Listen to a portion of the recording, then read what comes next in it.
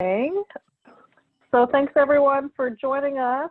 Well, there'll probably be more people coming in just because it's still right after 2. So we try to make this very participatory.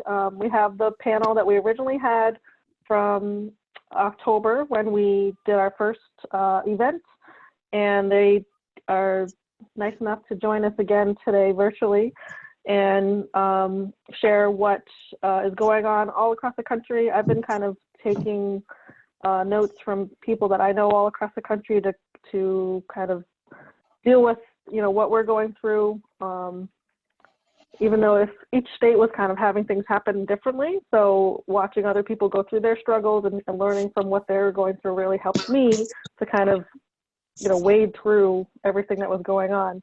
And then everyone was so happy to jump into this call today. So I was very excited for that.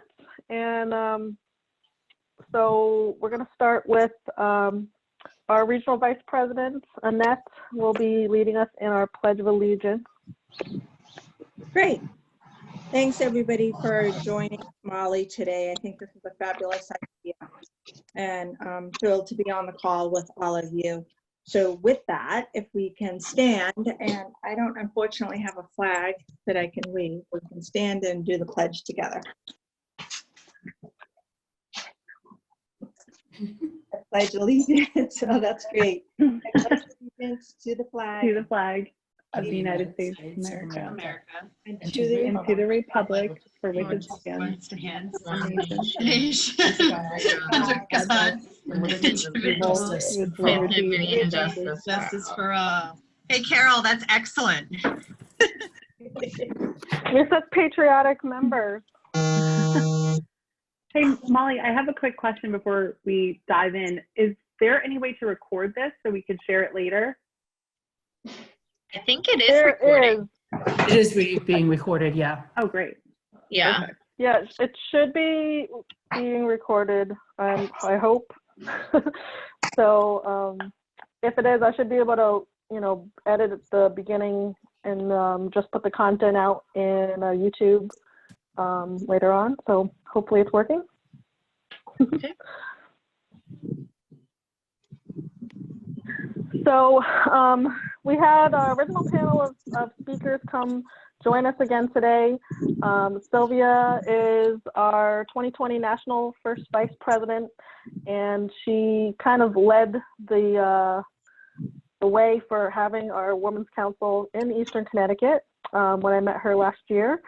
And she was nice enough to join us today and just give us a little bit of update on what's going on with her personally in Texas and the business, and just give a little insight on how we all can manage, you know, the daily changes that are happening in the market.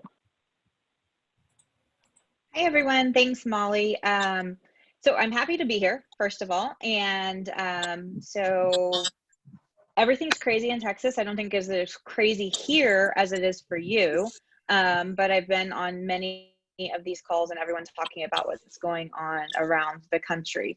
And the biggest thing is I think that it's been needed for us to do real estate differently, and this is making us do real estate differently. So my biggest advice I can give you is lean into it. Just lean into the change, and everything you've ever done, think about how you can do it differently, how you can do it virtually. And that's from like buyer calls or whatever. There's got to be a way you can do things differently, and I think that we're gonna, when we come out of this, we're going to be very busy. This is just, I'm not a forecast person. I don't have any of those skills or anything, but I just know people have been pent up in their house, and they are either overwhelmed because like we have someone in my house we name Marco, which is an invisible person that keeps flipping on the fan in my office, and I keep getting cold and I keep yelling at Marco because it's easier to yell at Marco for not putting their dishes away than to actually yell at an actual human that you have to live with. So that's also a piece of advice, have an invisible person that you blame things on, because it makes a little bit easier for you. But you've been pent up in your house for so long. You have 2 people working from home now in most cases, and it's just, it's a little crazy, but your home has been your security, your safe place, and everyone else is experiencing that same thing. Thankfully, I have enough square footage that I'm not going crazy. But could you imagine living with a family of 4 or 6 or 8 or whatever it is in an apartment with no green space, nothing to do? I know Kerri's on this line, and Kerri gripes all the time about, I need my patio, I need something. But it's very true. So there's going to be a pent up demand. This is Sylvia's opinion. Not that I know anything, but there's going to be a pent up demand for housing when we get through this. And so use this time wisely, take advantage of it. In fact, I'm writing classes about doing this very thing. Make sure that you're setting yourself up for success when we get out of this, because when we get out of this, we're going to be going 8,000 miles an hour. And I'm fully confident on that. And it's not just in getting your network off the ground and running, it's just in real estate in general. We are all going to be so busy, not counting our volunteer life that we do. So just get prepared and know that this is your time to shine and to really shine. And I have lots of suggestions if anybody wants any of what you could be doing or what you might think of differently. The other thing I want to take an opportunity to tell you is, because y'all are new, you have a unique advantage. It's not because you're new, but it's just, this is new for all of us. We are doing our mid-year meeting for Women's Council virtually this year. And it's a $50 registration fee, but you get to attend all of the events. And I know Connecticut to DC is not as far as it would be for other people. But still, you're not having the cost of a hotel room for multiple days. You're not having a crazy, I think it was $250 or $260 registration fee. You're not having flight or train or car or however you would be traveling. So you get a national perspective for only $50, which is a great value. And there's also a couple extra education events that we're offering. So stay tuned, because I know Molly will push that out to you, but it's a great advantage to be able to get exposure at the national level without physically having to leave your office or your living room or wherever you are. That's all I really have, Molly, unless y'all have any questions for me. I do. Can you hear me? I can. Yes. Okay, great. So you said that you have a list of suggestions. Can you briefly maybe give us some bullet points? Yes, I can. My number one thing is to check yourself. Every morning you need to check yourself and make sure your mindset is in the right place. Because if your mind isn't not in the right place, you're not going to be able to have a productive day. And if that means that you need to have a daily accountability, a daily accountability phone call with someone or some people, I do it every Monday. I do a coffee and conversation with some of my people, just so, and we leave that call, everyone's setting an attention. So by next Monday, we can say, okay, did you do X? And if you didn't do X, why? That was funny. Sorry. Got that. I'm amusing myself. But like for me, my thing is I need to get my tax stuff to my accountant. And I didn't say it last week and I didn't do it. But today or yesterday, I actually said it, which means I actually have to get it done this week, because I don't want my people to be pointing at me like, why didn't you do this thing? You've been home for a week. You have no reason not to do it. It's just I didn't make it a priority in the past. And so definitely keep your head right, get accountability, things that you can be doing in your business right now. Every question you're ever asked, just go through whatever people ask you. If they've asked you the question more than once, if you've been asked why have an inspection more than once, make a video on it. These videos could be like a minute, they could be 3 minutes, don't make them too long, but every question you've ever been asked in real estate, make a video on it. Because then you can start pushing that to your blog, you can push it to your YouTube, you can push it to your social media, whatever. So literally you could get dressed, take a shower, do your makeup one day and cut and like record like a whole bunch of videos. Just throw on a jacket, throw on a scarf, whatever, make them look different so you're not in the same thing every day. But I mean, I'm like, y'all, I don't put on makeup every single day. So, you know, when you do, you're all put together, then do that. Let's see, make videos, update your online profiles, like your Women's Council profile, make sure it's updated, make sure it's got all your designations, it's got your picture and not your picture from 1972, your picture from 2020. Let's see, call people, call your clients, call your leads, call, and don't sell, just call to check on people. How are you doing? What's going on? I've been doing this thing, I call it phone roulette. I have to get out of my house every day. And so I go for about a 5-mile walk. And that allows me an hour to make a lot of phone calls. And so if someone's not on my mind, then I play phone roulette. And I just literally like scroll, and it'll like there's like 10 names on the little phone.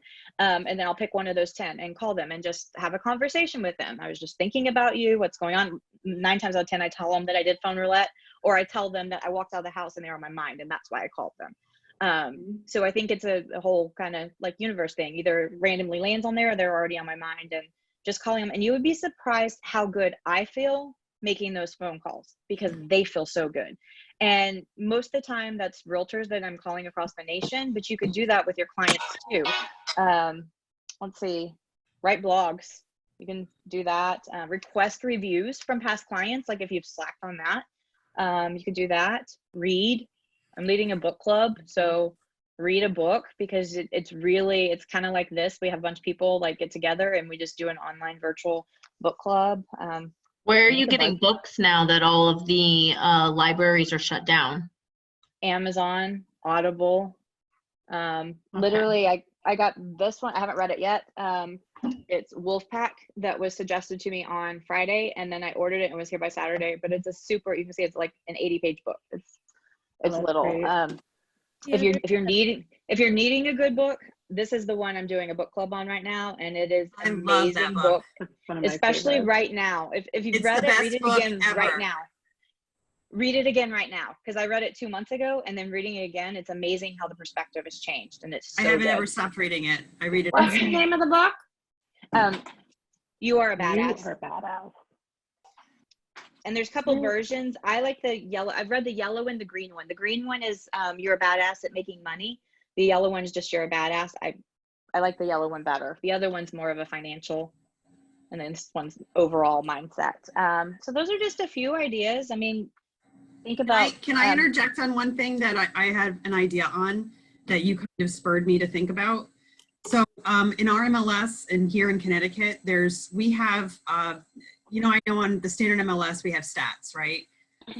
So that's a very simplistic way of looking at things. But then you also have within your, like in the first page, when you pull up, there's 2 other icons that you can pull up for stats. One is like a fat stat, the other one is like a spark stats or something like that. If you pull that up, I think it's about 2 weeks into the month, you can pull up what's been happening, and you can actually pull up what closed sales look like from March of 2020 versus March of 2019 versus 2018 versus 2017.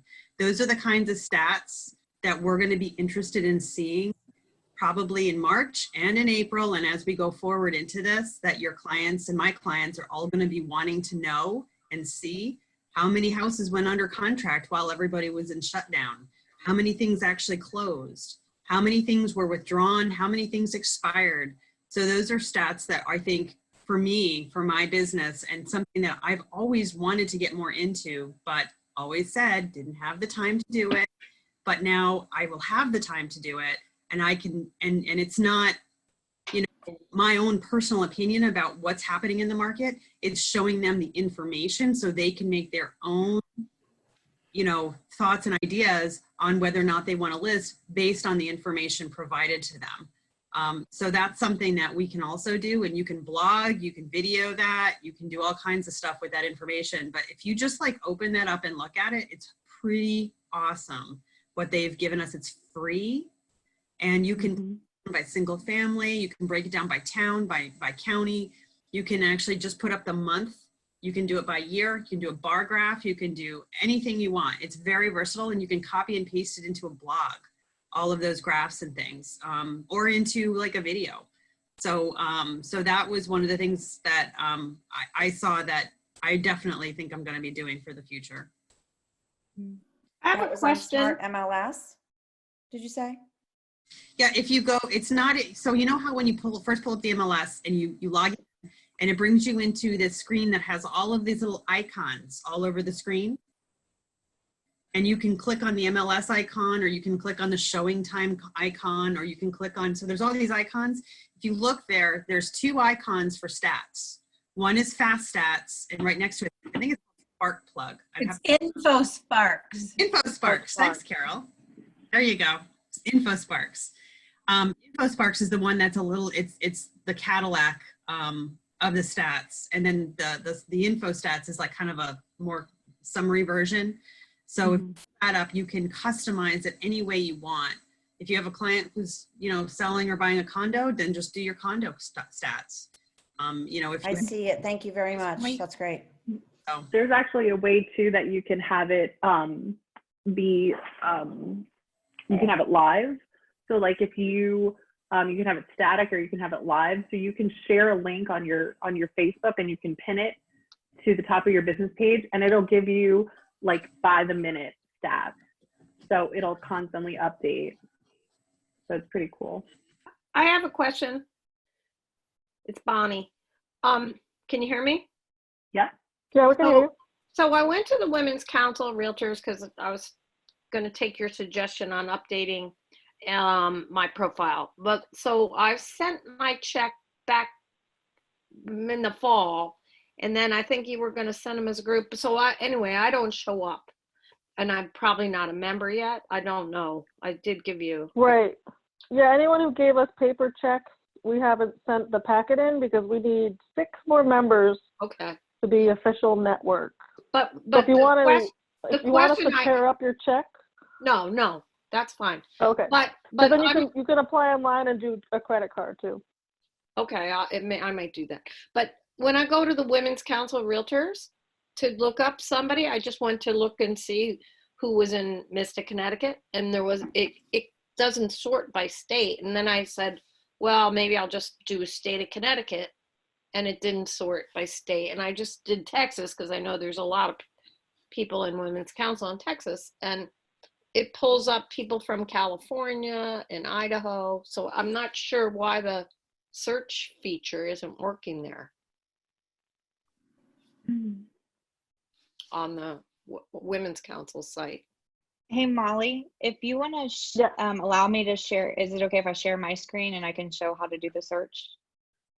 Yes, I don't know how to do that. I think I can't. I can't share mine until you stop sharing yours.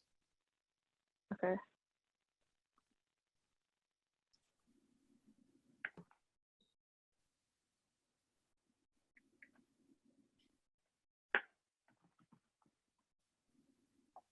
Okay. Okay, so if you click on the Women's Council website, you can now see my screen. If you click on the Women's Council website, and let me just go back for a second. All these buttons are in the wrong place. Okay, go to the Women's Council website, click on Member Finder. It's going to pop up another tab, or you can just go to wcr.radiusagent.com. And so you can then type by a name. You can type, search by city, state, or zip code. And so if you want to, let's say, I suggest last names if you know them because it's easier. So if I'm searching for Molly, and it's going to tell me, okay, there's Molly. Molly has not claimed her profile. So Molly, it's a great thing to do. Sorry to be pointing you out on the video, but if you will go in, you can click, is this you? And then you'll be able to claim your profile. You'll be able to put your picture. You'll be able to update all kinds of information, but you can put different information in here, such as you can update your own little header in there, obviously your picture, and it will say if you're Women's Council here, if you're also have our PMN designation, our Performance Management Network designation, it'll say here. If you're a major investor, or if you happen to be have your CRS, it will also show, because you can, when you're searching for someone, you can specify how you want to search for them. Like sometimes you want them to be X, Y, and Z, and so you can specify that. It has cities served here for her, but she can also put in more cities. It has listings in here that's pulled. There has been some problems lately with the listings pulled. She can follow people and get followers on there. And then also once you're in the Radius system, you're able to send referrals without having to fill out a referral form. Basically, it's just you plug in the commission, you select their agent. Like if I was sending Molly a referral, I would just click send referral. It's going to auto populate my information, her information, and we can like DocuSign right from here without having to go anywhere else. Like literally, I would just put in the client's information and all of that. But there is like a whole community, like there's a whole part of Radius Agent that you can play with. I see that that page. That is a page I went to, and I got Paula came up at one time, but now when I'm doing it again, Louisiana and Ohio's coming up when I'm searching for the state of Connecticut. I don't know what's happening. Okay, you might, I don't know, be stuck in like a loop or something. Yeah, okay. And you could maybe just refresh the whole thing, but we could search by where did you want to search Mystic? I was just searching Connecticut, this whole state, and it came up with other states. Yeah, I'm not sure about that, but when I do Yeah, Connecticut, Arizona. it is. That's exactly that's what happened. Okay, I need to report that because that's very weird. That's what was happening with me. Came up with all different states when I just put in Connecticut. We're gonna see if we can find it. So if you let it populate, so if you type in Connecticut and then you let there's like a search bar that comes underneath, and you click Connecticut, USA, and click search, it'll come up with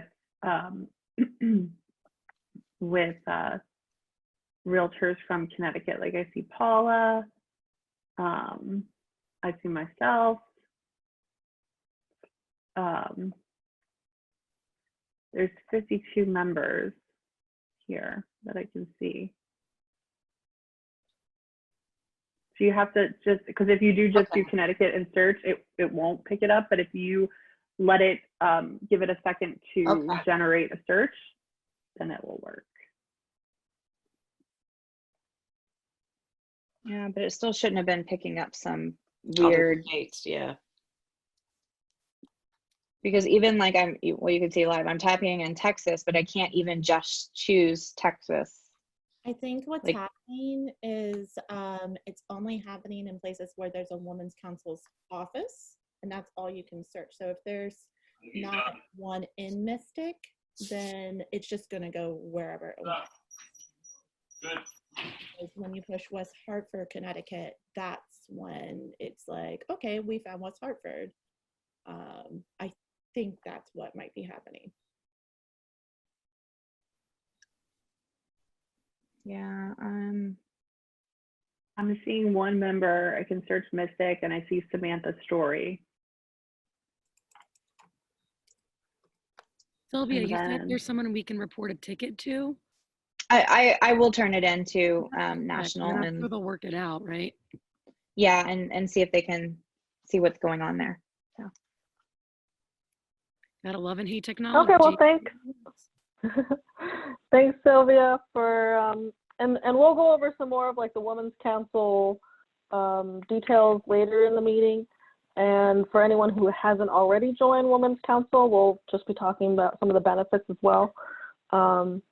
So feel free to ask questions, but we'll try to get through the content first, so that way if people only had a short amount of time to join in, they can see the tools that we're talking about today. And Molly, I have to jump off for another call. So if anybody needs me, I'm always here. Molly knows my contact information. I'll actually put my phone number in here for anybody that wants. Thanks so much for joining us, Sylvia. It's always good to hear from you. No problem. Y'all have a great day. You too. And then anyone else who wants to be chiming in, I did have to mute some people because there was some background noise. So if you are finding that you are talking and no one's responding to you, it might be because I muted you. So if you need to unmute yourself, I think one way to do it is to press the space bar, and that will help to unmute you. There should be some controls on your screen depending on what type of, if you're on a tablet or a mobile device, it might be different from the computer.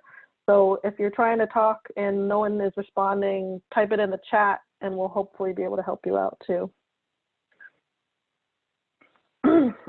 So we also have Kerri Hartnett with us, who is from Oregon, and she is was last year's Oregon governor for Women's Council, and this year she is an executive committee member. So she came out to join us last October, and she's joining us again today, and she's going to just be talking about what tools that she's been using and how she's been coping with our crisis. Hi guys, how's everyone doing? I know you can't, you can't, well, you can talk, but I can't hear you. So I hope you can hear me. Oh, hi, it's so nice to see you guys. Oh my gosh, when Molly tagged me and asked if I would be a part of this, I was like, yes, that was so much fun. So I appreciate you guys being here. I look forward to helping you in any way that I can.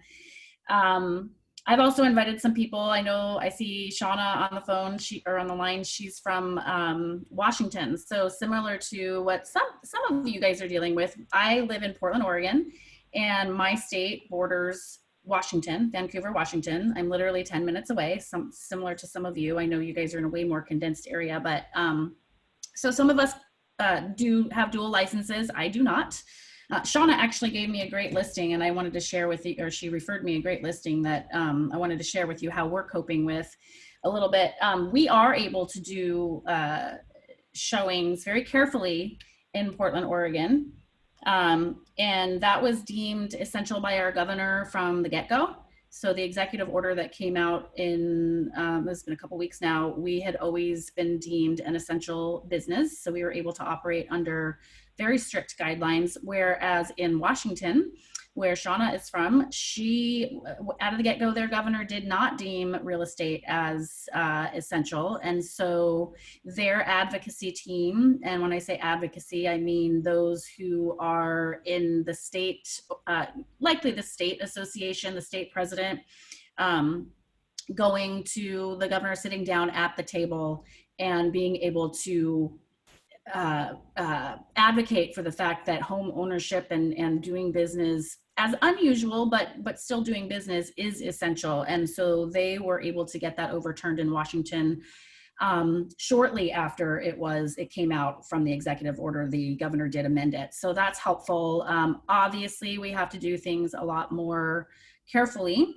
I have a mask that I have to wear with, I actually showed the listing that Shauna referred to me. It's a 20-acre property out in Boring, Oregon. Anything but boring, perfect for social distancing right now, just saying. Just had a huge price reduction, and that price reduction brought some activity, which was like, you know, I have a fiduciary duty to my client to get the home sold. And that's what she hired me to do. And she hired me to do this way before any of this was a thought in our head. So from the get-go, though, it is a very, it's a higher end property.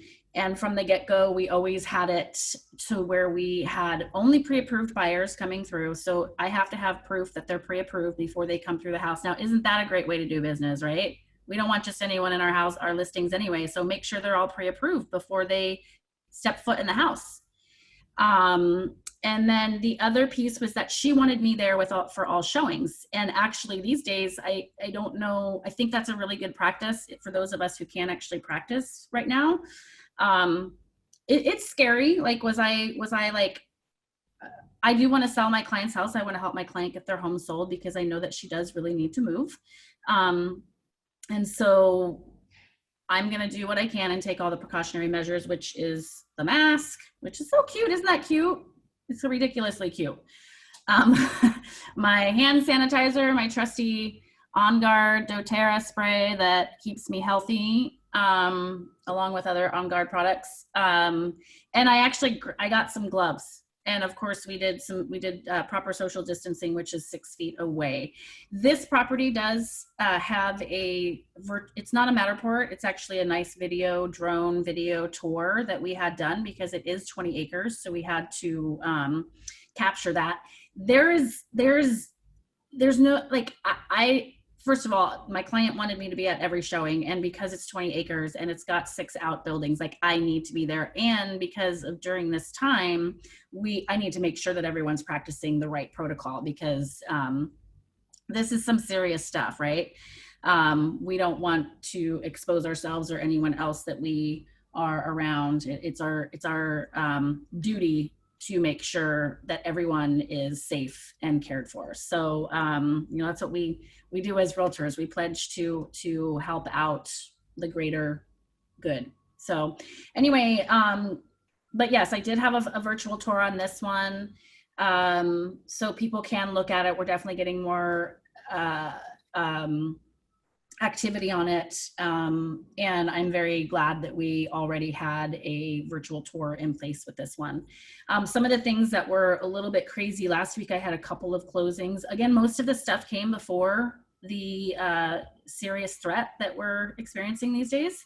And so it was like when everything was sort of snowballing and no one really, it was like we were free falling, and everything was changing so rapidly. Like every hour something was different, right? Remember that 2 weeks ago? And everything was changing so fast you didn't know how to keep up. We weren't sure if we were going to be able to get everyone in to sign. Like we were ready, we were done. And we weren't sure if we were going to be able to get the seller, or excuse me, my seller was able to sign because he signed before most of this came down. But then there was a buyer, one that lived here in Oregon, one that lived in California. California had put an absolute shelter in place. We weren't sure if we were going to be able to get a notary out to them. We did. We closed. Fast forwarding to another closing that we had, the buyer was moving across state lines up north to Washington, like way up north, 5 hours away. We weren't sure if we were going to be able to, they weren't sure if they were going to be able to get moving vans because they didn't know if U-Haul was going to be open or moving companies were going to be moving. And we didn't know if, we still don't know, and I haven't heard that this is going to happen, but we didn't know if the state lines were going to be shut down. So those are some of the things that we're experiencing. We're working through the issues. I actually just wanted to let you know, I posted in the event an article that came across my email, or excuse me, my Facebook yesterday from Keeping Matters Current. It's everything that you should be doing as a real estate agent right now. Every realtor should know this. Where is my, let's see, and I'll just share a couple of things that it kind of went over, because I wanted to make sure that you guys are doing that. It's very important to keep moving forward. So hopefully it went in there. Oh, it has to be approved. Okay, so I'll read, well, actually, you know what, I will share my screen if you guys are okay with that. And then I want to talk a little bit about some of the events and answer any questions that you have. So, where are you? There you are. You should be able to share now. There we go. Yeah, thank you, dear. I did post this in your event so that if people do want it for later, they can grab it. But some of the things that I've been doing is, like Sylvia, I've been making it a point to reach out to all of my clients, well, at least 5 clients a day, randomly through text, through phone, through Facebook, and just asking them how they're doing. It has nothing to do with real estate at all. Just like, what can I do for you? How can I assist with you right now? What do you need? And how can I help you? And obviously, keeping it to, it's just very open. Like if I can't help someone with something, then obviously I can't help someone with something, but just the mere fact that you're asking is going to be really, it's going to set you apart for sure. So, another couple things that I've been doing, I've been really getting into my database and just making sure that the people that are in there should be in there, and the people that I'm like, oh my gosh, who's Mickey Mouse? Getting rid of them, and really just making your systems very efficient so that when we do come out of this, which we will, you'll be more effective. I'm also setting up some email campaigns. I have a great marketing platform that I invested in. It's called ConvertKit, and it's got a lot of automation to it. It is not a real estate CRM, but it works very well. I'm still trying to figure it out. It doesn't have like all of the things that maybe a top producer might have, but it's exactly what I need. So just getting those campaigns up to date.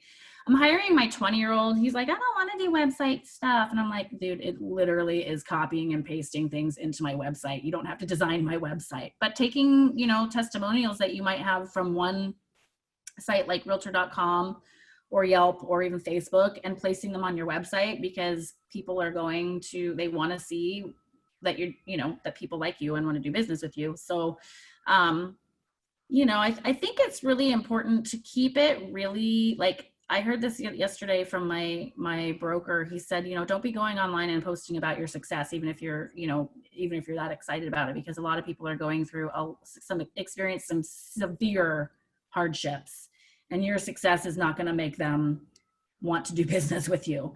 So be very mindful of that. Just amping up your lead nurture. One of the things, so I posted this in there. And then the other thing I wanted to share with you, and hopefully I can find it. Where is it? This is something, and I'll post this too, Molly, so you guys have it. But this was something that someone sent me yesterday, and I guess it's all over the internet, but I don't know. Who do I want to be during the this pandemic? Obviously, there's these stages, I think, that you come from, and you know, at first we're all afraid, and we go out and we buy all the toilet paper that we can, and hopefully you're all stocked up. I know I am. But I didn't come at it from a fear thing. I was just like, I really need toilet paper. I'm down to nothing. I should probably go get a big bunch of it, just because I'm going to be hunkering down for a while. If many of you remember me from October, I was traveling. I was basically traveling once a week. Well, about once a week, every couple weeks, since September, maybe even before that. So I really didn't have anything in my house. I really did need to go get stocked up. So I never get mad. I find this a true opportunity for growth and learning. And I totally understand that not everyone's in that position, but I invite you to really slow down and take some deep, deep breaths often. At this point in the game, one of the things that I have offered to my network, my communities, anyone that wants to join me, one of the things that's actually offered through Women's Council, I'm offering yoga. I practice my own yoga practice these days about twice, maybe 3 times a day. Some of that is meditation, some of that is learning some of the deeper meanings behind not necessarily the physical practice of yoga, but the spiritual practice of yoga. So I'm, you know, books that I'm reading, and all of my yoga studios are streaming online. So I'm very grateful for that. So I'm able to join in. Some of them are even free. So look around for some yoga classes. But really just what I started doing was just like, what can I do to assist my community right now? I can't go out and collect food and bring it to them, which is normally some of the things that I do, because I do a food drive every year and I do a backpack drive every year as well. But I can offer them something that I really feel like they'll need. And that is either a friend to talk to, a face on Zoom, an animated face, you know, someone literally sitting there practicing yoga with them. And that's a really powerful thing that I've been offering to my clients, and just trying to do whatever I can. So I'll post this too, but I just wanted to share those things. And then the other piece that Molly did ask me to talk about with you is what's happening virtually here at Women's Council. Sylvia mentioned we're doing, for the first time ever, we're doing our mid-year meetings online. And I am not 100% sure how this is all going to play out, but we are, I believe we're making as much, and I actually need to go in there and check it out, but we're making as much of our mid-year meeting available online as possible. So the trainings that you would get as an attendee in DC, you will have, you'll be able to share in those events, similar to a format just like this. Our elections will be held, certainly great for your governing boards to kind of check out and see what's happening there. So that's a big one that's coming up in May. I believe we'll know more about that. Well, you can check out WCR.org. There was an email out, but if you're not technically signed up as a member, you're probably not getting it. So I would say go to WCR.org and go to virtual events. And you'll see a bunch of events under there. Some of these things, I know some of you are not quite members yet, so I'll just share with you. Sylvia went over Radius. There's some podcasts that our members around the country we've been recording with about how they're doing business. This was kind of prior to right now, but I think there's probably some that are filtered in there from the last few weeks. But we started a lot of this back, I don't remember when it started. I just remember during it, I think it was executive committee in the summer that we talked about it, and we did get it off the ground. So that's something. And then I just wanted to share again, virtually, you go to WCR.org, virtual events, and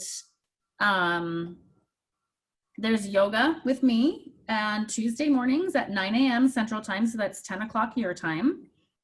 That's about 45 minutes. And I do ask you to sign a waiver, not because I'm going to market to you, just because it's good practice for me as a practicing, sharing yoga, not even instructor, but someone who just wants to share with you. It's just a good idea. So I won't market to you, I promise. And we've had a handful of people, so it's great to have people on there. Today, which was right now, there's a couple things going on.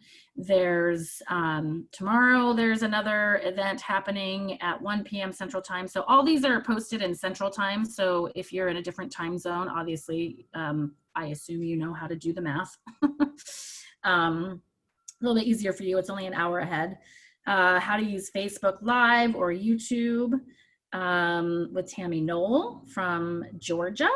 If you are running a team, Shannon Olson from Utah is an amazing team leader at her team over there. And there's some leadership masterminds that are happening, all sorts of things, which again, this is the email that went out. Molly asked me to touch on. There's 30 events. So right now, because we are trying our best to bridge this social distancing gap, we've had 30 virtual events, either scheduled or recorded since March 17th, touching about 1,000 members a week, including, like I just said, there are happy hours. So like some of your favorite people, there's a happy hour coming up tomorrow night with Tammy Knoll, and it's like a trivia and air guitar contest. So we're trying to get some fun. I've been on some karaoke things. Like, this is really fun stuff. I know it's not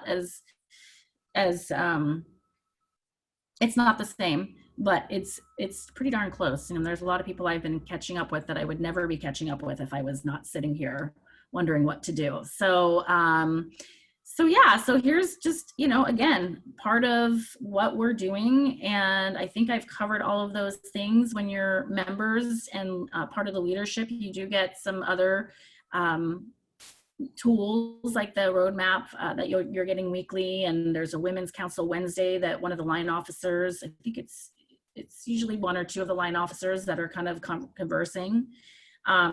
So much to be, I'm going to stop sharing now. How do I do that? Let's see. Yeah, I'm also myself getting used to this. No, I can just hit the stop sharing button. That would help. Hi. Anyhow, lots of great information for you and available to you. I just recommend going online, that, like I said, WCR.org, going under virtual events, and even the California network, which is a huge network, has been posting some of their events on there as well. So lots of opportunities for you guys to get to know people from all over the country and, all over your region, which I know, Annette, you've got a pretty robust region. And I assume, just like in my region, people do move around the region. So another trick that I wanted to share with you, if you guys, as you're doing Zoom meetings, you can see that Heather and myself have changed our names. You can, and this is great for you, again, for referrals. To change your name, you can right click on your name over in the left-hand corner of your box, and you can rename yourself so that you show where you're from, so that when you're on these Zoom calls, either locally or around the country, people know who you're from. So if they have a referral, they can send it your way. There you go. I'm the weirdo with the name Sunshine and a sunshine. So that's all I have, unless you have questions. And again, I posted the Keeping Current Matters in the event page, and I will post that graph that I just showed as well, so you can use that. I appreciate being here. I appreciate you all being here. Thank you. Thank you. Hey, Kerri, Yeah. do you think that you could share that graphic about the virtual benefits? I was trying to find it Yes. in my emails and I couldn't, but if there's a way to share it, I want to post it I to our will Facebook page. share the graphics for virtual benefits and then the other thing that I just said. Perfect. Thank you so much. You're welcome. And I do have it in the slides later in here if I could figure out how to advance my slides. But I can send you the slides. Oh, there we go. There we go. So you guys can look at that. And then does anyone else have questions for Kerri specifically? Thank you all for having me. I'll stay on for the rest of the call. Okay, great. And so next up, I have Heather joining us from Ohio, also known as Sunshine, as you can see with her beautiful sunflowers behind her. Heather lights up every room that she is in, and she is a national YPN committee member. And I met her in Chicago and then ran into her again last year in DC. And she's one of the people who I just remain friends with on Facebook. And I follow her. She's very dynamic. She does a lot of video and comedy and TikToks specifically, and joining her video and comedy real estate. And she's just been popping up pretty much in a lot of the different national Zoom calls that I've been. And so it's been great to reconnect with her that way. And she has a lot of skills in doing like digital social media and stuff like that. So I thought she would be a great asset to join us today and just talk about what's going on in her market out in Ohio and how she's been coping with everything. So take it away, Heather. Can you guys hear me okay? Yep. Awesome. So yeah, I'm from Dayton, Ohio. Nice to meet you guys. Feel free to add me on Facebook. I'll put my name in the chat too. So are you guys able to still show properties in Connecticut? Yes. Yes. Technically, yes. Okay. We're still essential. Okay. That's the same for Ohio. And it seems like 80% of the country is kind of on that track. What gets frustrating is it varies by county too. I don't know if it's the same way in Connecticut, but in Ohio, a lot of our auxiliary businesses, even though real estate is essential, photographers aren't all essential right now. So they are essential? They aren't. Yeah, no, they're not here either. Same for here. Yeah. So some of the counties do allow it, some of them don't, so it's a little frustrating because in my area we cover 5 different counties, and a lot of the photographers aren't really adhering, and a lot of the realtors are like, well, they're real estate. So but some of the things like I've been doing is just taking extra safety measures. I haven't been actively seeking out a lot of business right now because I just feel personally people are not in the right place at the moment to buy, and if they are in the right place, they're going to start seeking me out rather than me go like chase cold leads and call random people and everything right now. So when I am taking people out, I'm mainly working referrals right now. When I am taking people out, I'm asking them if they've been sick in the past 2 weeks, they've been out of the country or out of the state, if they have come in contact with anybody, what they've been, I'm delving a little bit more into their personal life, but, I just want to say it's for, the safety measures. Like if you're going to be in other people's homes, like they want to know too. We haven't had a lot of pushback from many sellers saying, no, you can't come into our property, but it's becoming more and more apparent. Are you getting those in writing, or are you just asking them verbally? I'm just mainly asking them verbally. Luckily, I don't have a ton of buyers right now. I just have listings. But for the most part, I'm just asking them, hey, I probably should do it in writing. So that's definitely a good point. But I don't have a ton of buyers to really worry about it at the moment. It's just, here's some questions I may ask you. the other thing is I kind of just set them up like, hey, this is how a showing's going to be. You're going to have to wear a mask. We can't really even be in the same room as each other. I will go in first and I'll try to like open up all the doors and open up the lighting and everything so they don't have to touch anything. And then I ask them, you can't touch anything. And if they can leave family members, you know, the least amount of people as possible in that house is important.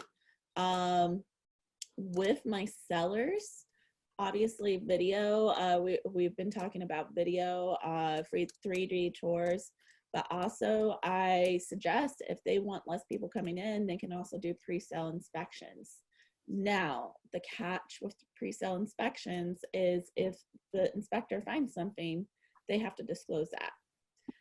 My view on that is I feel like it's better to find out before than find out like in the middle of a transaction that there's an issue going on, because almost I don't know how it is out in Connecticut, but 99% of our deals have inspections regardless.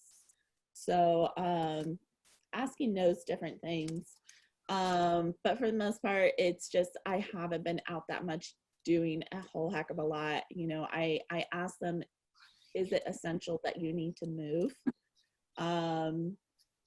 And kind of giving, you know, that. And a lot of I live next to a military base, so a lot of them, yeah, it is a little bit more essential. They need to move, or they have the plan, you know, they lost their job and they have to move and stuff like that.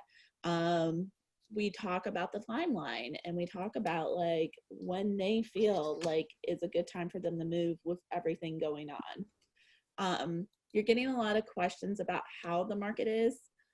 Our market is still going strong. Yeah, there's not as many showings, but we're still going into multiple offers and everything like that.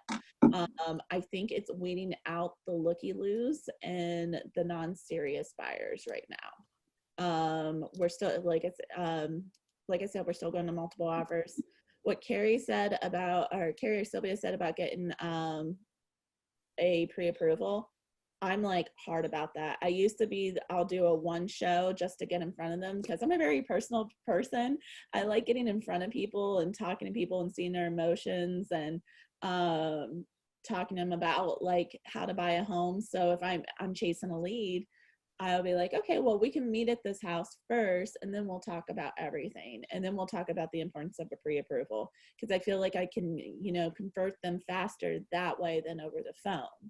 Now I'm like dead set, like, sorry, like with everything going on, we need to make sure you're serious. And this is why it's good to have a pre-approval. It shows that you're serious and you're ready to buy and everything like that. And it's two different reasons. One, you know, it shows you you're serious and you're ready to buy and you're not just going to somebody's property, you know, for any old reason, just to look around. But it also, if we do get into multiple offers, there you go. You have everything ready to go. So it comes with two bonuses. So like Kerri said, really great practice to get into and everything. So hopefully I'll be able to continue that after all this is done.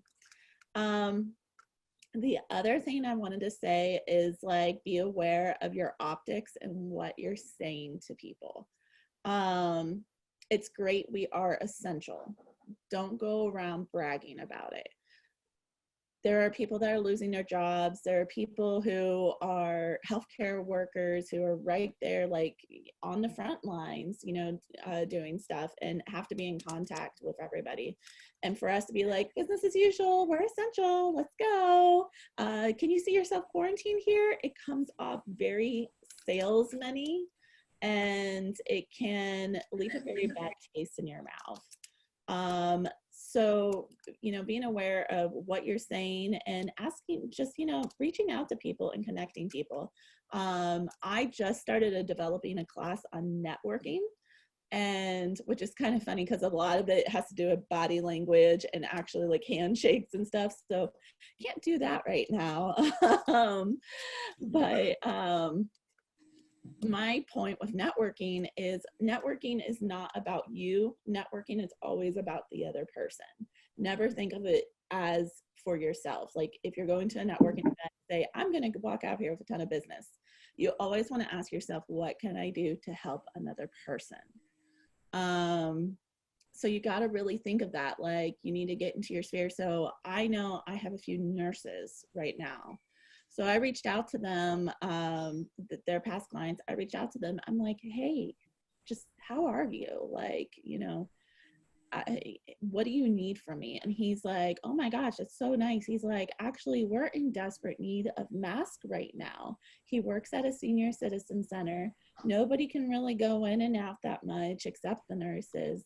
And everybody really needs the mask and the PPEs. And so he's like, if you know anybody who is selling them or anything like that, or if you can know anybody that's making them, please let me know. So I was telling my best friend who lives in Utah about it, and she's very crafty because I can't sew. I had thought about it. I'm like, maybe I'll teach myself. And I know that's a really bad idea and I will hurt myself. But I was talking to my friend about it, and she's like, well, how about I sew them for you?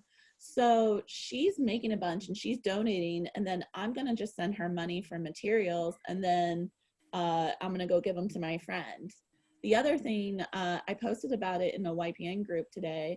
I just found out there's like still a ton of Girl Scouts right now that never got to finish their booths, and they are stuck with thousands of cookies, hundreds to thousands of cookies, because they were relying on those booths. And now they're responsible for that. Like, Girl Scouts is giving them a little bit more of a leeway, but they're responsible for paying for those. So what you can do is buy a bunch, and I don't care if you eat them for yourself. What I would do is buy them and either donate them to a food pantry, or donate them to a great idea staff, or donate them to a senior center or anything like that. That's what I would do. And that way you're connecting more and more people. So I really encourage you to, you know, watch what you're saying, think positively, and also think about your sphere and who's in your sphere and what they do. Hopefully you know what everybody does in your sphere. And then that way you can start thinking creatively, like, how can I help them, or how can they help somebody else? Are they willing to help somebody else? I know I have a bunch of kids, like they're probably going crazy. So call them up and say, well, do you want somebody that can do like an art lesson? And then find like maybe an art teacher in your sphere and have an art lesson once a week. You know, give them an idea of a schedule. Like, everybody, you know, my life kind of just got turned upside down. I'm totally quoting Fresh Prince of Bel-Air. I'm used to never being home. So it was a real struggle, and I took a very long time to get my footing. This is the first week that I just finally felt like, okay, I got this. We can do this. I'm starting to get more in a rhythm. I know we're stuck here for another month. So just knowing like I'm stuck in my house for another month is actually a little bit relieving to me, because there's an end date there. There's still that unknown, and I'm still not sleeping very well, but it's still a huge relief to be like, okay, well, I have 30 days. What can I do in 30 days? And don't put a lot of pressure on yourself, because it's okay to not be okay right now. We are going through a whole heck of a lot, and it sounds really weird to say, but we're grieving our lives that were lost. And I literally felt like we were going through I was going through the 5 stages of grief. I got really angry, and I'm not an angry person. I just found myself getting angrier at people. I found myself crying all the time. I, you know, kept asking myself, is this real? Is this really going on? Is this a conspiracy? So like, there's all this stuff that's going on in your mind, and so you just kind of need to relax. So as Kerri said, I actually started up yoga, and I do that. I, you know, kind of made myself a schedule. I don't do it by hourly, because I don't know what time I'm waking up in the morning half the time. But I don't do it hourly. I just kind of like, here's what I would like to get accomplished every day. And if I don't, you know, and I order it in importance, if I don't, it's not as huge a deal. So just kind of laying out a schedule for yourself. I'm trying to implement savers. which if you guys never read Miracle Morning before, I highly recommend that book. I will, yeah, Molly, I was super pissed for That's a great book. Miracle Morning is really great, and I'll put that in the comments. But in Miracle Morning, he talks about his savers, which are you have to take a few minutes, you have an hour every day to yourself, which a lot of people can't take that right now. So just, trying to do something, 5 minutes of silence. So that's your S, your A is your affirmations, your V is your visualization, your E is your exercise, your R is your reading, and your S is your scribing. So you're writing stuff down and journaling. So maybe like every day, like write something you're grateful for. Visualizing, like what's everything going to be like what habits can you implement right now, and what can you do right now to set yourself up for a better life? Because I truly feel like God just gave us, was like, you guys need to slow down and take a minute and chill, and like this is going to work out and be beneficial for you guys. And just kind of, practicing all that kind of stuff, trying to get into new habits. That's how I keep looking at this. I'm like, well, this is a great time to develop some habits and take a minute and reflect and see what I need to be doing differently. And seeing if there's anything you need to be redoing in your business. Like, do you have any templates, anything that you've been putting off forever? Like, this is the perfect time to try to be doing it. Also, Commitment to Excellence program. I'm going to throw in that plug right there. If you guys get a chance to do that, it's free and it satisfies your 2021 Code of Ethics requirements. And now it might be a really good time to do it. It takes a while to do, but if you go to c2x.realtor and sign up, you can get started, and it's a really great program. But I think that's it. Anybody have any questions for me?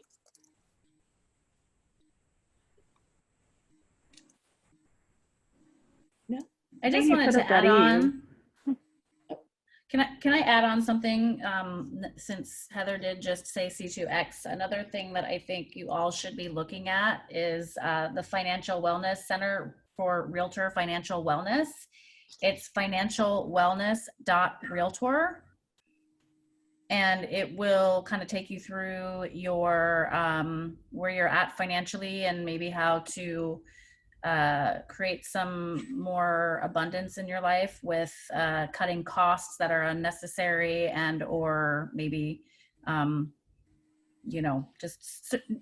this was designed before this all came about, but so there's going to be some opportunities for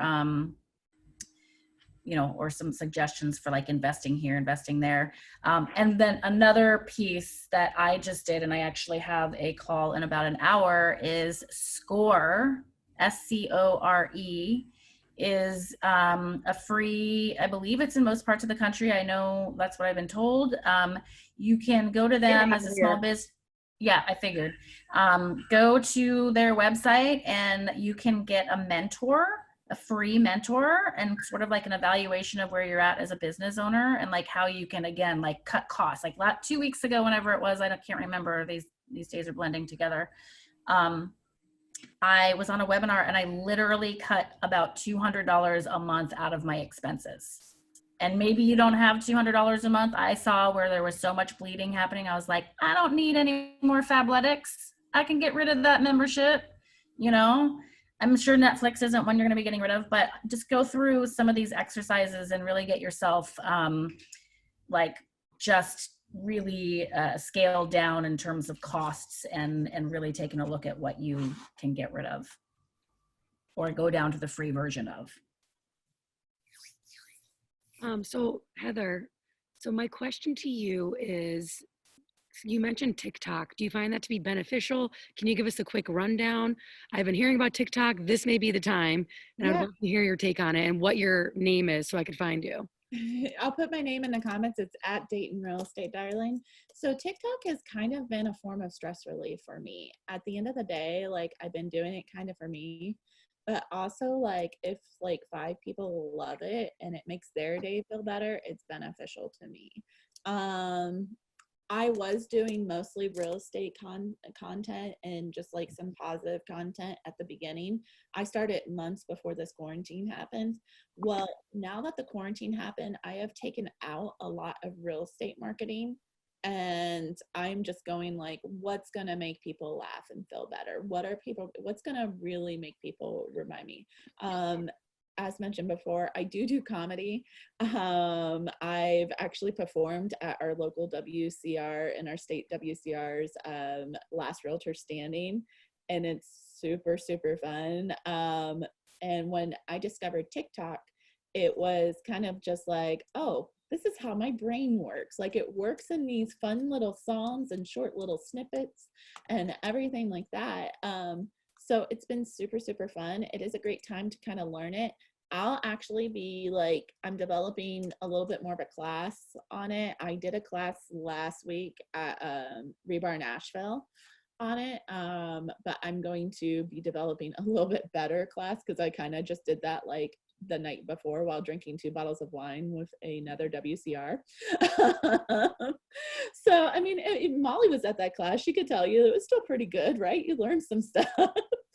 So there was like the next day I was like, oh, I've been in there twice.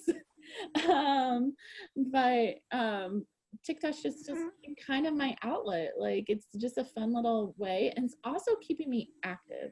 I love to dance, and TikTok is known kind of like for having dances on there. And so just me like learning these dances have been, you know, has been keeping me a little bit more active and going out and stuff. And it's super fun.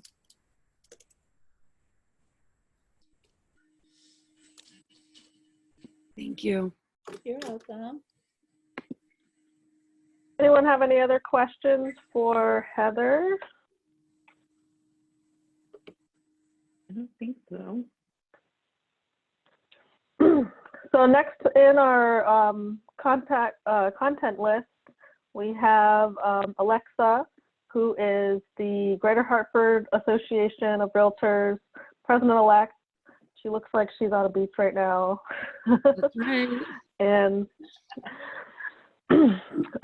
so we were just going to share some of the local stuff, like what we're doing in our current market restrictions. I know that some of the newest things were that we can't use professional photographers, which was kind of like a huge blow for me because I was like super excited that I could still pay professionals.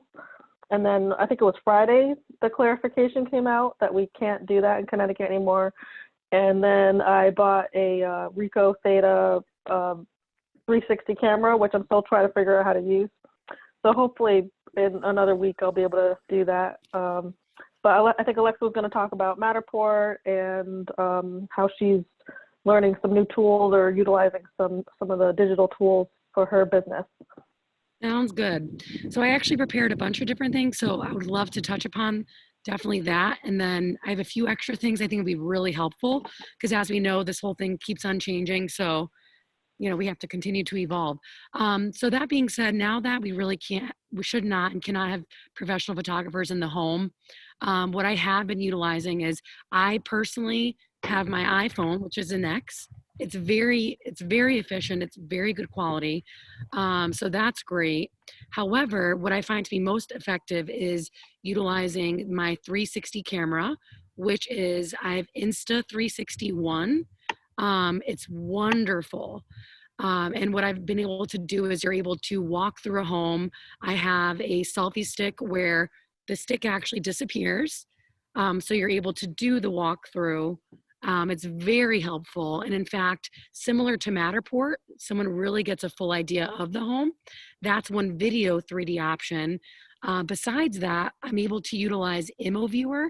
Believe it or not, ImmoViewer, you're able to upload pictures similar to Matterport, and actually it links all together very nicely. It's a lot more cost effective than Matterport. And the biggest differentiator is that you do not need to purchase the multi-$1,000 Matterport camera, right? When you're able to, with ImmoViewer, you're able to utilize your 360 device of your choice for the most part. And I believe you're able to also utilize your smartphone as well. So I think that really gives a lot of options to people. I've even been in touch with other realtors across the nation that are helping their clients walk through the home, taking pictures to upload, and then I would then upload to ImmoViewer as the realtor. So there's many different ways that we can conduct business in a time that's very, unique to us all, because quite frankly, I have some clients that, they're really not as comfortable. Sorry, my dog. I'm outside. What can I say? Life's a beach, right? Right. So it's really good to be able to have different options for different clients that have different comfort levels as far as access to the home. So that's first. And then also you are able to do like a Facebook Live with a 360 camera, which is just super unique. I used to do a lot of virtual and Facebook Live tours. I actually didn't do them as much because business just got so busy. But when I had utilized a 360 camera, not kidding, guys, I got like 3,500 organic views because it was just it was such a cool immersive experience. So that's really what I want to touch upon. Molly, do you mind if I touch on a few extra things that I'm doing as well? Yeah, absolutely. Go ahead. Okay, great. So first and foremost, this is a time where we all feel like we're on a roller coaster. I know I feel that way. That's why today I wanted to keep it light. Life's a beach. For me personally, it's about doing things that make me feel good, right? So that has been meditation. Actually, so in stillness, I find, some comfort, like in meditation, but also in movement. So being active, getting outdoors. That's why I'm outside right now. I wish I was on a beach. I'm really on my property. But either way, the vitamin D, I think, is very helpful. And then also part of that is reaching out to people. I believe, I'm not sure who said it. I think it was maybe Sylvia. But when we reach out to people, it actually makes us feel good as well. There's definitely a really nice exchange there that happens. And giving back to your community. One of the messages I have for people is certainly if you're hoarding on tons of masks, bring them to your local hospital, right? Let's give it to our first responders. And similarly, give blood. There's a huge, huge lack of blood right now. So that's one way we're able to really help our communities. But really in this time that's so strange and so difficult and, a time of change for all of us, just really try to get creative. And I do agree that now's our time, plant the seeds now. I'm not out there asking for business. I'm not out there procuring for business.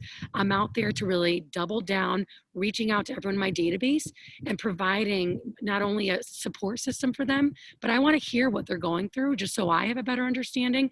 I don't have kids, right? What are the struggles that parents are having? And what are creative things that we can all do to help one another?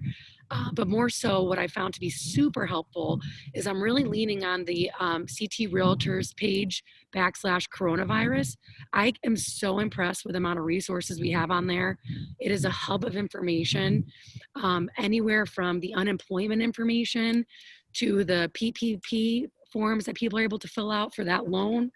I'm finding that leaning into that information we have available to us, including NAR, they have a specific page for owners where there's a lot of great relevant information. As I'm making these calls to people in my database, and a lot of times these are people that are not just homeowners, these are other business owners. And when I tell them, hey, did you know as a 1099 you can file for unemployment? Or did you know as a photographer or a wedding videographer or a wedding singer, you're able to file for unemployment? I've had people that were so thankful, they were in tears. And not to mention, I say I'm not the expert, make sure you go to the right resources. But all the other business owners that I mentioned, if they don't happen to know that, they're just so pleased and they cannot wait to call their database of clients to let them know this information as well.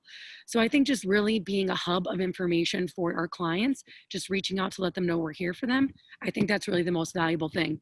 Last but not least, I'm finding this time to expand myself as far as personally. I'm trying to get as healthy as possible. So God forbid I get this, I can fight it. But also professionally, this is our time to lean into all of our resources out there, like C2EX, like Heather said, like the Women's Council online, right? All these virtual options, and lean into, really sharpen our skills. I've been dying to do certain things. you know, reading. So I've never read so many books, right? But also there's specific things that have a lot of great free resources. Skillshare.com, you get 2 months free. You're able to learn a lot of great things, whether it's Instagram stories, or I'm sure I can learn TikTok on there, you know? But now's the time to really lean into this time that we have to better ourselves so then we can be our best version moving forward. And like a few people mentioned today, once it's a go, the floodgates are going to open and we're going to have so much going on. So let's write down the list of all the things that we would like to accomplish. You know, like how excited we get when we have a snow day because we get to get ahead. This is our time to really maximize. For me personally, I've been in the grieving stage for a while, but now I'm trying to just keep it positive and be as strategic as possible.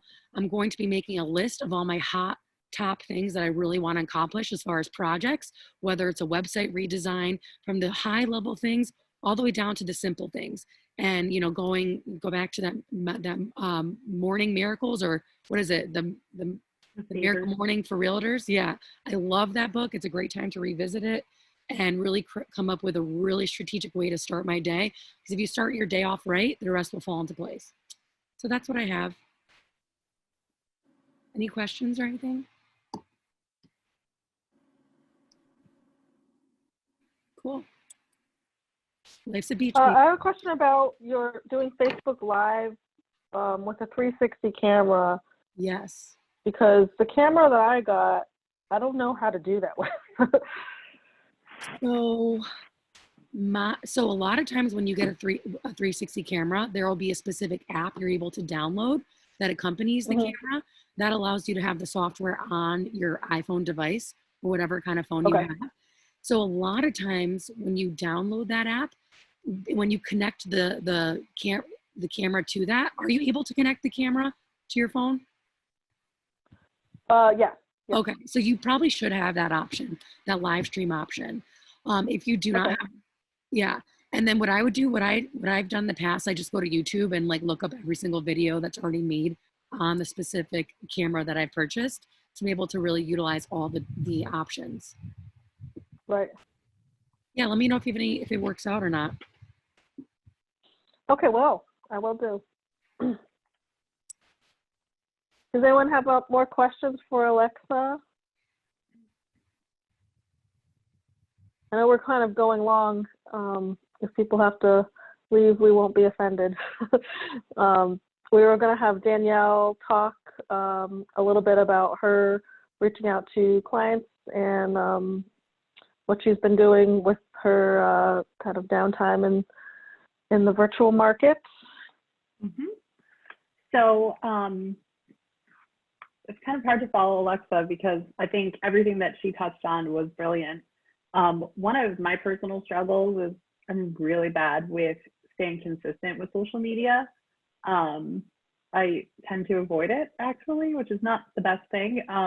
But I think I was in denial if we're talking about stages of grieving.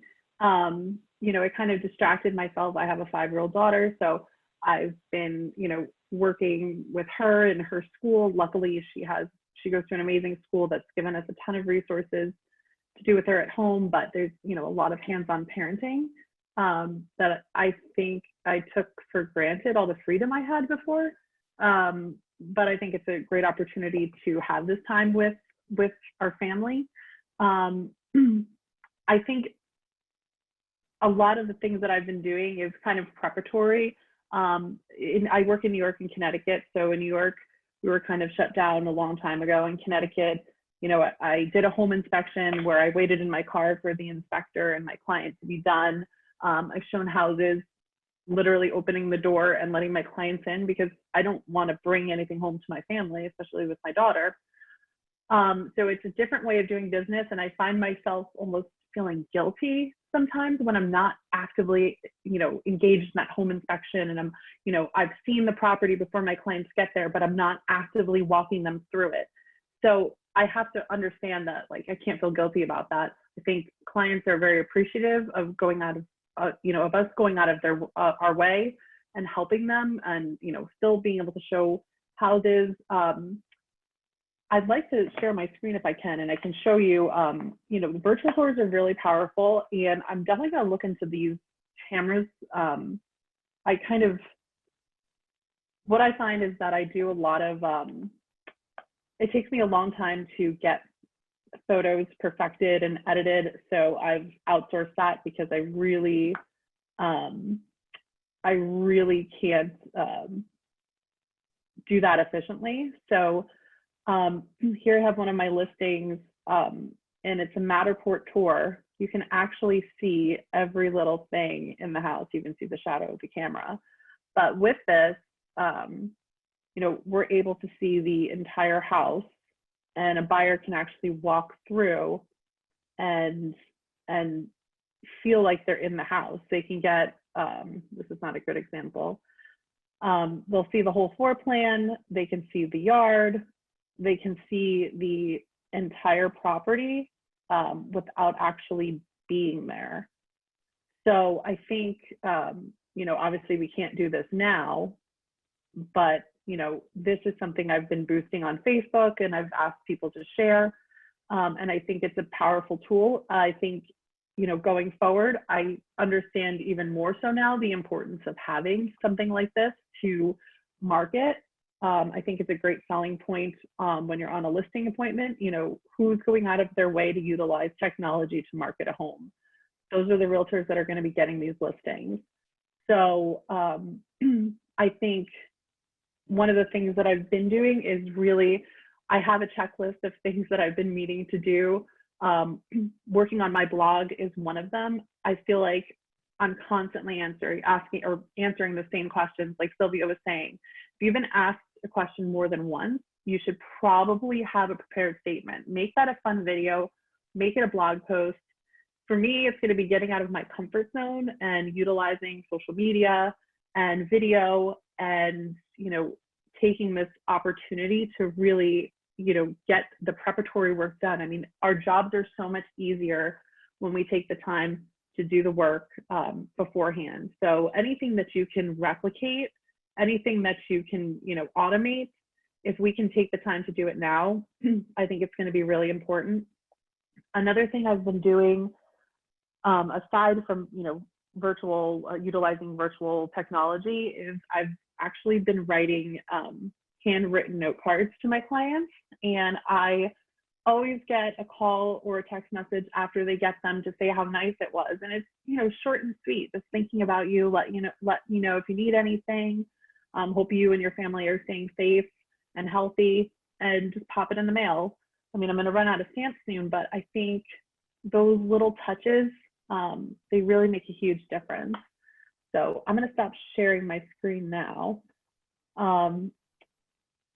Let me see, I have to go back into Zoom. So other things personally that I've been doing, I've always been, let's see, stop share. Okay, I've always been big on reading, but I did a lot of audiobooks. Now I did a Kindle Unlimited subscription, and I usually read nonfiction, but I picked up a fiction novel just to like take me away from, you know, what's going on. It's just nice to read a cheesy book. But also too, a lot of the books that I haven't revisited in a long time, I'm going to be revisiting them. And instead of listening to them, I'm actually going to read them because I feel like I absorb so much more that way. And it's just given, you know, we had to cancel we had to cancel all of our events that were upcoming for Women's Council. And we had some really, really great things planned. So I think this is an opportunity to figure out how we can pivot and still offer those, you know, have events virtually for our networks. So that's something I'm going to be discussing with our leadership team and figuring out how we can provide value during this time, which I think will help us attract more members. Any questions? So to add on to the Matterport, I actually found out today that with the camera that I got, it's the Ricoh Theta, you can actually also get a subscription with Matterport to make your own Matterports. Oh. So it's only like $15 a month for 5 to have 5 active Matterports at any one time. I think it's free if you just have one. So if you wanted to test it out and just do one listing before you actually start your subscription, you can do that. And I was lucky enough to find the Rico Theta at the Best Buy in Waterford, and they did the curbside pickup. So I bought it on Saturday. Very exciting. So I'm still trying to learn how to use it. Definitely a learning curve where I felt like I was just like looking at this new app and I didn't know what I was doing, but I figured, you know, the more I just practice, even if it's just going through my own house that I'm not going to actually use for a video tour or anything, I can at least practice to like, well, what's the best angles to stand and how do you hold the camera and make sure that you can see all around you. So between the one that Alexa has, the Insta, what is it called? Insta 360, and the Rico Theta. Yep, Insta 361 is awesome. So those are 2 options where if you're doing listings and you're like me, you've never done this type of 360 technology, it's a way to kind of jump in, and it might save you some money down the line if you're used to paying someone. I think it's like, I usually pay like $250 to $300 a pop for this type of technology for someone else to do it, which is great when you're busy, but when you have a lot of downtime, it's something that you can learn. Did you have anything else you wanted to go over, Danielle? I think that's it. Alexa, what was that thing called again, the 3 that you were using? Yes, so it's actually the Insta 361, and I put it in the thing. Let me put it right here because it's actually, so it's Insta like Instagram, the number 360, and then 1 spelled out. Let me put it. I'll put it in the chat so it's fresh. Okay, that's why I couldn't find it. Oh, maybe I put it privately. Oh no, it's okay. So I'll put it right here. Yeah, it's awesome. But I mean, having the integration, Molly, I had no idea with the Rico. That's incredible for Matterport, because the biggest drawback to Matterport to me is investing in that, I don't know, $2,000 camera. Like, that's crazy. So right, yeah, I think you might be able to do it with the Insta too, because when I looked at the website today, it was like it will work with these 3 cameras, and I think it mentioned the Insta. So if you just look on the Matterport site, you might be able to produce them now on your own. Love it. Learn something new every day. Thank you guys. So some of the other things that I've been doing is trying to figure out how you can still have like building your relationships with someone who might be wanting to list their house, or if they're looking to buy but they're not ready right now. So I've been using Zoom for like consultations. So that way I have like more of that connection with people. People are like in person and they can see your face. I have an iPhone too, so I do FaceTime. So I think people just want to see, you know, other people, since we're all stuck in our houses and limited to maybe like 3 or 4 other people in our house. And I think that's been the best way for me to build that trust and connection with clients that might still be shopping for an agent. You know, they don't have to use me if they haven't signed a listing agreement yet. But, you know, I sent out a message to people just Saturday saying, oh, I'm getting this new technology. Just, you know, just kind of like letting them know that I'm still working. I know with the shutdown, a lot of people may be having to homeschool like 4 kids at home, and, you know, they have a lot of things going on. So I'm just trying to stay current and fresh. And even though I went through all my stages of grief, mostly anger, for about two full weeks. So once I got through that, I started saying, well, how can I start to build my skills? Like, obviously we're not going to go back to normal, but, you know, this is going to be different. And they kept extending the dates of how long we're going to be home, you know, for 2 weeks and till the end of April. And I'm pretty sure they're not sending kids back to school at this point for the rest of the school year. So I've just been trying to, use the tools that I always said I wanted to, but I never had time to like set up and go through and learn all these things. So the camera thing is one of the things that I've been doing. I set up a way to virtually schedule meetings through Calendly. So if you haven't used that before, it's you can use a free version and just have one type of appointment, or you can do a paid version and have multiple types of appointments. So if you want to have either a buyer's consultation or a like a listing presentation or a marketing, you can like create different types of appointments, and then it goes right into your calendar, and that way the person who's setting up the appointment can have control over, if you're saying, well, I can meet, these 3 times, then you have to keep going back and forth and back and forth and back and forth trying to schedule something, which usually drives me nuts. And then I don't use BombBomb, but I've heard a lot of people are doing that to kind of increase the amount of people that they can touch. Alexa, you use that? Yes, I love and unfortunately I have to go in a minute because I have a 4 o'clock, but I love BombBomb. It's so good. So good. We're keeping in touch with clients. It integrates with Gmail. Phenomenal tool. I'm sorry, I have to go. Thank you guys so much. Yeah, thanks for joining us, Alexa. So I think that's all I was going to cover. I don't know if anyone had any specific questions or things that we didn't cover today that you wanted to ask, just have an open discussion. I know we've been on for a while, so everyone's probably itching to get off. I have to run because I have a BNI meeting at 4, but I would love to maybe do this regularly, and then maybe we pick a topic that we kind of mastermind around, like, maybe we can use like CRM or some, different marketing techniques, templates. Absolutely. Things. Yeah. I agree. Molly, thank you so much for setting this up. You're incredible. And oh, thank you. I have to hop off. No, thank you. I have to hop off, but I hope to see all of you guys maybe next week. Yeah, if anyone wants to either email me topics that you want to have or put it in the Facebook event, maybe, I don't know if we can do like a poll or something, or maybe I'll just start a new event and just have it be an open rolling thing where we just take a topic and get on. It doesn't have to be super structured, but I think this was a good way to kind of just pull people in for the first one. I know we've got a couple people on who aren't members yet, so I don't know if you have any questions about Women's Council.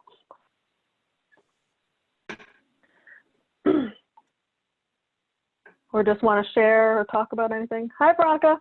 Hi. I kind of would like to get you ladies' opinion on topic, or not topic, but I have a person who has come to me to list a seasonal property, and I've been talking to this woman back and forth this is going to be the 3rd summer that we've been talking. She tried to sell it herself, this and that, whatever. Now this year she wants me to list it for her. But with everything that's going on, and it's just a seasonal property from April till October, I don't know what we should do. And I don't really know what to tell her. She's been trying to sell it, like I said, for 3 years. And it's just, I did sell one property in this campground, and it's just not, it doesn't seem to be something that a lot of people are jumping at. And I don't know if it's worth the time or the hassle. I don't know. I don't know what I should do. Is it vacant? Yeah. It's they don't live around here. It's so it's like a campground with trailers. Different, some of them are park model trailers, some of them you can just, people buy the lot and they bring their trailer in, but the park is only open from April to October. And I don't know, like I said, I know several people who bought places there 10 plus years ago for over $100,000, and they're not in any way, shape, or form close to that value anymore. And people aren't looking for these types of things from what I've seen. People who have trailers, they want to travel. They don't want to be stuck in one spot. That's the whole point of having a trailer, right? They're not going to just go to Griswold and stay there from April till October. They want to go to the Grand Canyon, and they want to go here, and they want to go all over. So I don't know. but I don't know what to say to her. I don't know if I should tell her we should just wait a little while and see what happens. I know though that if something sits on the market, it just gets stagnant and it doesn't help it move the longer it sits there. So I don't know if there's any point in us listing it right now. I mean, you can always show her the stats of what's been selling in that area for the last 4 or 5 years and how long it takes. I have shown her that stuff. Like I said, I've been talking to her for this will be the 3rd summer, and the first time she contacted me was because I had a place listed, and she just wanted me to give her some information. And kind of, I did. I showed her what, you know, things were selling for, all that kind of stuff. And every year, you know, and last year they did an open house themselves, and she wanted to do it all herself, but she just like, oh, Veronica, can I just pick your brain? Can I just ask you questions? And you know, I feel like I have a vested interest with this because I've been talking to her for a few years, but at the same time, I just don't really know if it's going to be a time this year to successfully, you know what I mean? Like, I don't know if I'm gonna be able to sell it for her. So I don't know if I should just, for the heck of it, put it out there, or if I should just try to talk her into waiting. I think if it's vacant, you might as well just list it, because you never know if someone will just want to stay there for the summer and get out of their house. Everyone's sick of being in the same place they have. I've seen people who are, you know, have beach houses starting to open up their beach houses. And there are some people who are still working and, you know, life is normal, and maybe they need that little extra outlet. Okay. I think at first target, who's your target audience? And are there enough of those people around that you could reach out to? And I also think that you have to really hone in on what the current market value is, in your opinion, at this time in light of what we're going to. But I tend to agree with Molly in that a lot of people may be looking for a bit of an escape, and an affordable escape as well if they have families and they aren't able to do a lot of traveling, but maybe could put a trailer on a site and spend the summer there, or at least. Well, this is they already have a park model there, and they had originally put it on 2 years ago for $130,000, and it's just a little, maybe 2-bedroom little trailer. It's not. I mean, hey, I know there's something for everyone and everyone for every listing, but sure. I don't know, for that kind of money, who's going to buy a property that they can only use from April till October in Griswold, Connecticut? You know what I mean? She wants to put it on for $115,000, I think, this year.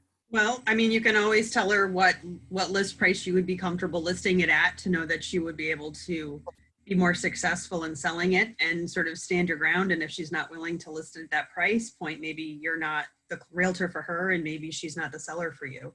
You can always approach.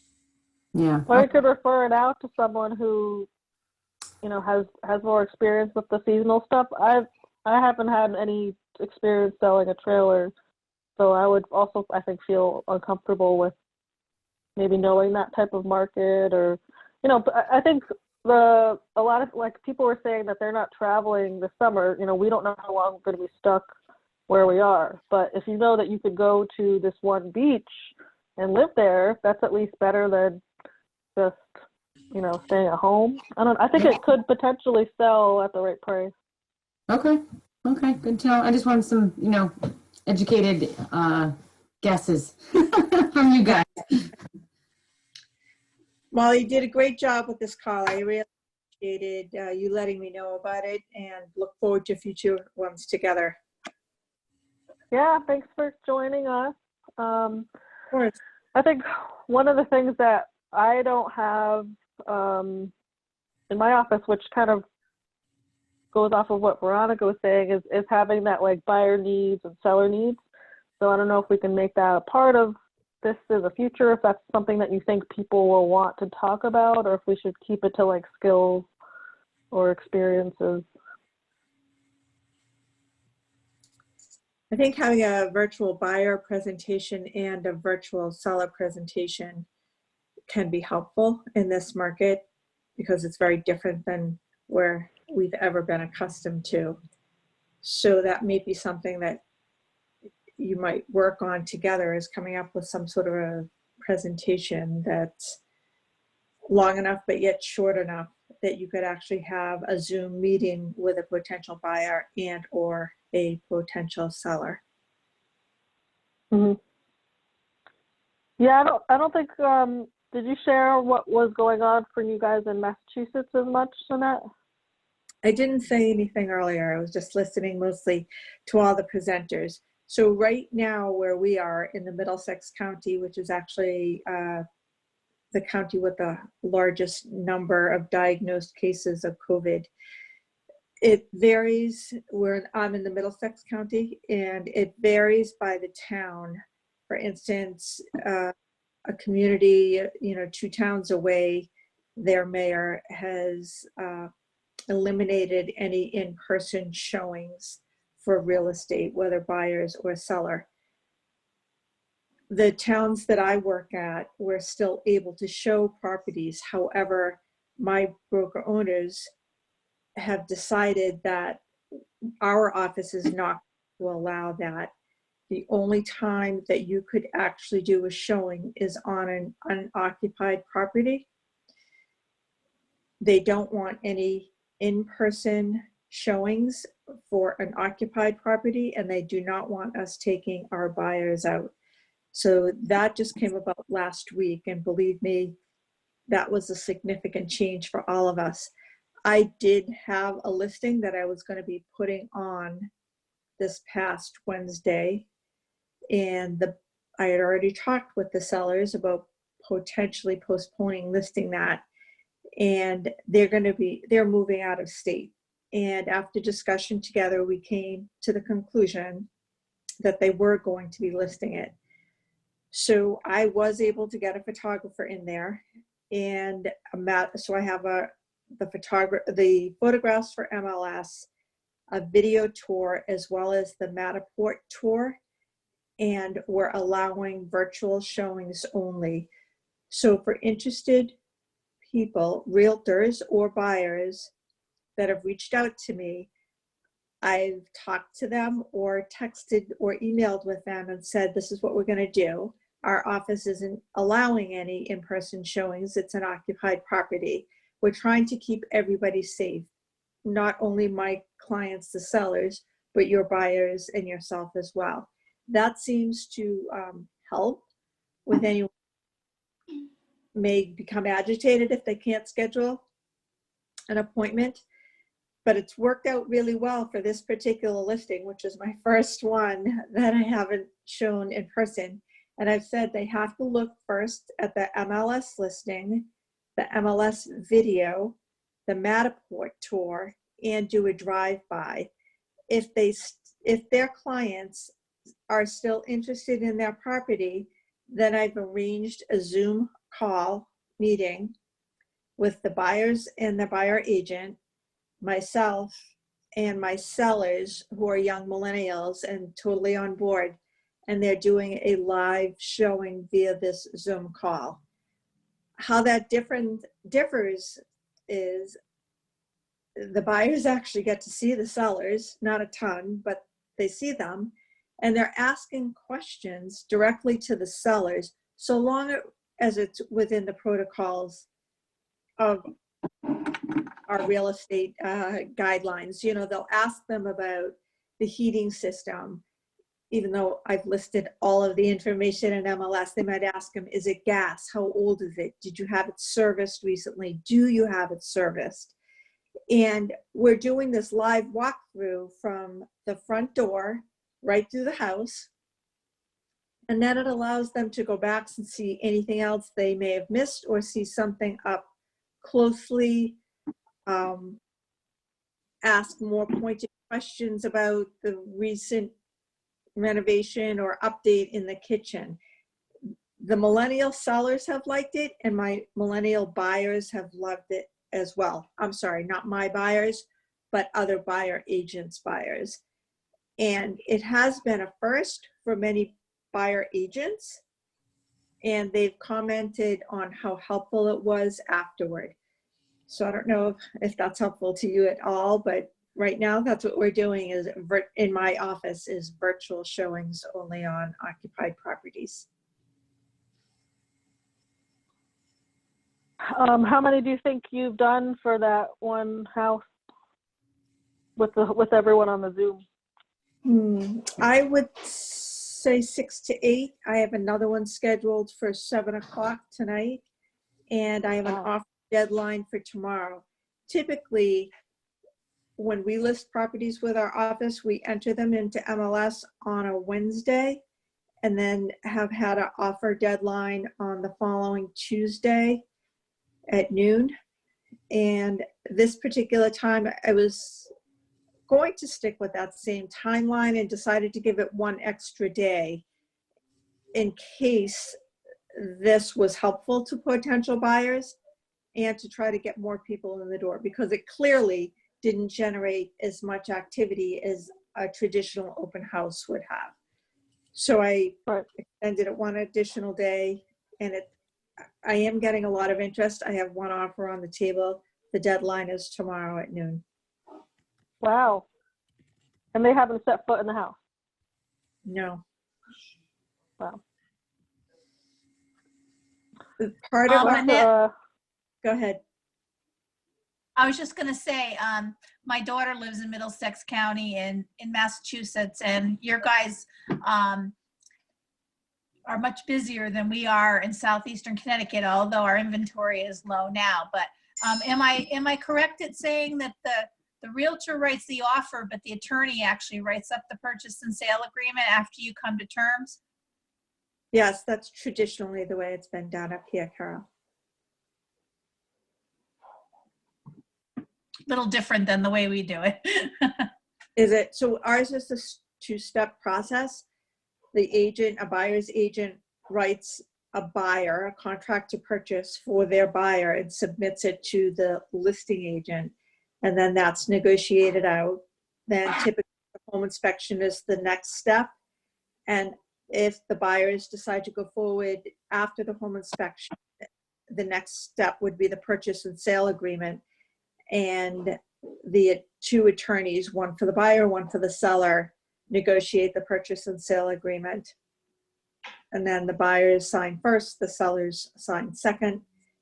Their additional deposit is tendered, and then it's a more secure deal at that point. I heard that's how they do it in like Fairfield County and towards New York, closer down there too. How do they do it? A little bit different. The agent writes a binder. So a binder says this is what we've agreed to, and then the attorneys write up the formal contract to purchase. It's similar to yours, but I don't think they do it after home inspection. You guys do it much later in the process. Mm-hmm. Yeah, so for us in southeastern Connecticut, we write up the purchase and sale basically as a form. We just fill in the blanks, and then we send that to the attorney, and they just kind of use what we've already prepared. So that's, you know, we can always rescind after inspections, but there's not like a second step after that. So that's, I feel like areas that use the attorney more heavily end up having a higher attorney fee, maybe? Our attorney fee is traditionally about $950, $1,000 for a seller, and also for the buyer. If the buyer uses the attorney to close the loan for the bank as well, then sometimes it's discounted a little bit by a few $100s because there's also a fee to the lender at that point. That's interesting.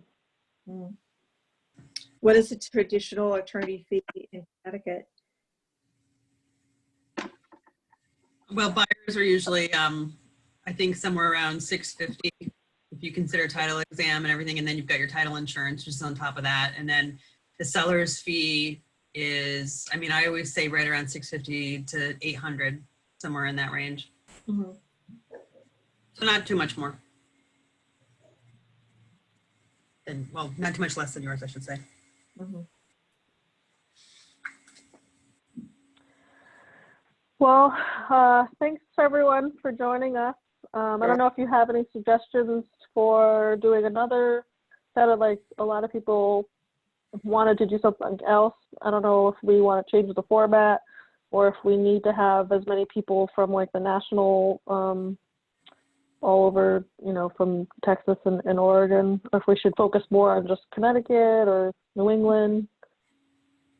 I think it's helpful to have any women's council members that are in states that are in a similar position that we're in our state, and also potential and also to see some states that may have already had its peak and gone down. I think, you know, when we get to that point, obviously, because we're not really there yet, but once we see some states that have hit the peak and we're starting to see restrictions lifted slowly, you know, layer upon layer, to see how that is impacting their business and what now has that opened up for them, and how much more business is getting thrown at them now that that has happened, and what kinds of things are they opening up and what things are they keeping sort of locked down. That's for the future, obviously, because what we're told in our state is that we've got a little ways to go before we're going to hit our peak in Eastern Connecticut. So we're in it for a little bit of a longer haul. And it sounds like, Annette, you guys are hitting your peak pretty soon here, or you have? No, our peak is supposed to be within the next 10 days or so. Okay, so you are ahead of us. I don't think we're supposed to get our peak for a while yet, for weeks. So. I think it's a great idea for you, especially because you're all in Connecticut, and certainly bouncing ideas off each other, I think is helpful. So, you know, a weekly or a bi-weekly Zoom call would be great. And then whoever else you're willing to open it up to, if they're able to participate, fine. I think it's always great sharing information. You know, I loved having Sylvia on the call. I loved having all of you on the call, but Kerri too. I mean, you know, every state is different. And oftentimes you can just pick up ideas that might be helpful in your business, even if it's not directly related to how you do business where you are. Yeah, I agree. I think every week too, because I don't remember who said this to me today, and I don't remember if it was this meeting or a meeting I was in this morning, but we're in a fluid state. Which means that would be Carol. Okay, so Carol said that this morning at a meeting that I had with Carol. She's my broker. And, you know, essentially that really made a lot of sense to me, in the sense that we have to kind of take a litmus test of our industry and of our leaders and of our market on a weekly basis to see what's going on and where we're focused and how we're all doing, and how our market is behaving and how we're reacting. And I think it's going to change from week to week, and there's no telling where that's going to go unless we continue to keep tabs on it and talk weekly. Agreed. Last week, I felt like things were changing daily. Yeah. Yeah, you know, nationally, but also right within my little Middlesex County, and equally in my office itself. I felt like each day there were new things that were going on, and it was a crazy, stressful time. So Kerri, of trying to find a little bit of time that brings you comfort, whether it's meditation or yoga or a walk around the block, I think that is super helpful.